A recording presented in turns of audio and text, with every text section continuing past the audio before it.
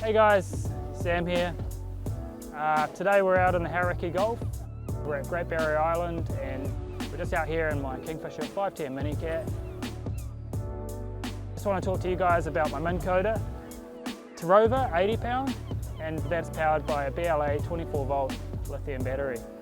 I've also got that hooked into a Hummingbird Solix 12 inch and yeah, it's all connected together and just so good to use. It's amazing.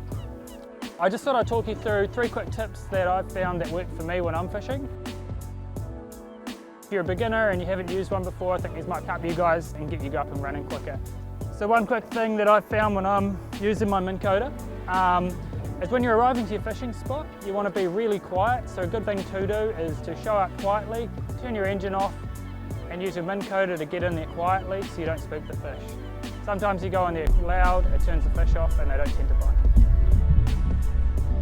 Another tip that I've found that works for me is having the engine centered. So if your engine isn't straight, it's going to create like a rudder effect and your Minn Kota is probably going to work a bit harder to keep you straight and your boat's probably going to go through on an angle.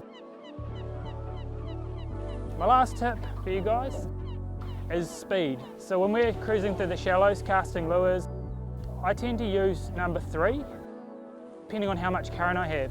It seems to be a good speed for us. When we're casting, we're not running over our line, we're not having to retrieve like crazy to keep up with the boat, and it just seems to work really well. And we've had a great hookup rate with that, and it just seems to work, so awesome. Good luck out there, guys. See you later.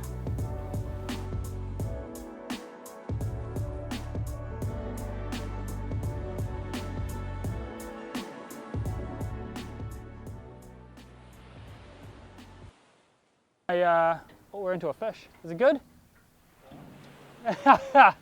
Just don't stop. All right, let's do it. Okay.